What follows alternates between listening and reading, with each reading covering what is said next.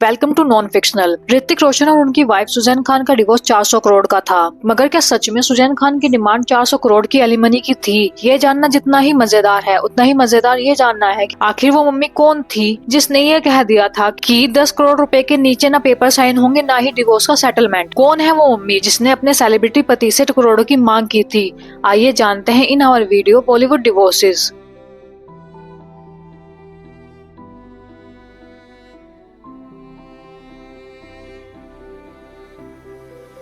Malaika and Arbaaz Khan. कायदे से तो मलाइका के लिए अरबाज खान से उनका डिवोर्स उनकी लाइफ का सबसे लोवेस्ट फेज था, लेकिन उन्होंने किसी को ये नहीं बताया कि उस फेज में 10 करोड़ रुपए की शर्त भी थी। असल में 1998 में शादी के बंधन में बंधे मलाइका और अरबाज बॉलीवुड के उन कपल में से थे जिन्हें लोगों ने एक दूसरे के साथ खुश देखा था, लेकिन उनको ऐसी नजर लगी कि उन्होंने अपने 19 साल के रिश्ते को अचानक 2017 में खत्म करने का फैसला लेकर सबको झटका दे दिया।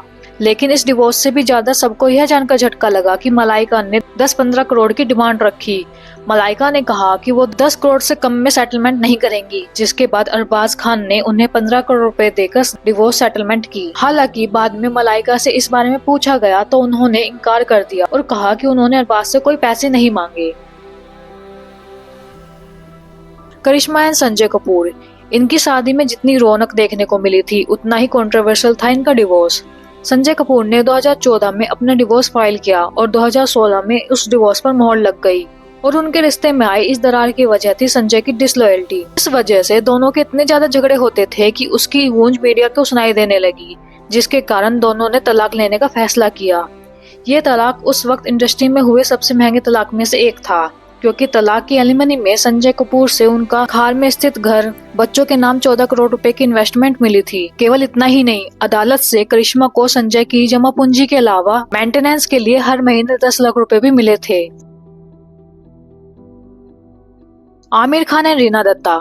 आमिर ने रीना दत्ता से शादी अपनी फैमिली से बगावत करके की थी, लेकिन शादी के 16 साल बाद आमिर ने रीना को तलाक दे दिया और ये डिवोर्स 15 करोड़ का पड़ा, जिसकी वजह थी किरण राव से हुई उनकी मुलाकात। दरअसल लगान की शूटिंग के दौरान आमिर की मुलाकात फिल्म के असिस्टेंट डायरेक्टर किरण राव से हुई, जिनके वो इतने करीब आ गए थे कि इसी करीबी की वजह से वह अपनी पहली पत्नी से अलग हो गए और 2002 में 50 करोड़ की एलिमनी के साथ हुआ उनका तलाक, जिसके बाद उन्होंने किरण राव से शादी की, लेकिन आपसी डिफरेंसेस की वजह से किरण राव से भी डिवोर्स ले चुके हैं। और रिपोर्ट्स की माने तो किरण राव को उनकी प्रॉपर्टी में 50% शेयर और दोनों बेटों की परवरिश के लिए 10 करोड़ रुपए का मेंटेनेंस देना पड़ा है।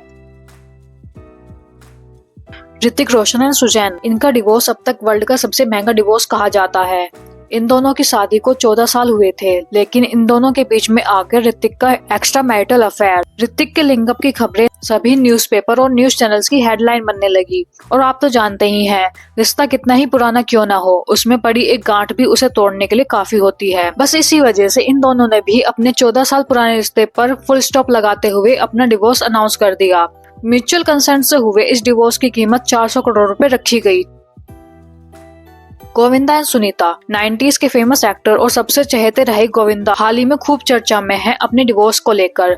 1987 में गोविंदा ने सुनीता से शादी की थी। आज गोविंदा 61 की उम्र में अपनी 37 साल की शादी को खत्म करने के लिए खूब कंट्रोवर्सी का शिकार हो रहे हैं। रिपोर्ट्स की माने तो सुनीता और गोविंदा काफी टाइम से अलग रह रहे हैं। कुछ की माने तो गोविंदा का 30 साल की मराठी एक्ट्रेस से अफेयर है, जिसके चलते सुनीता डिवोर्स देना चाहती हैं।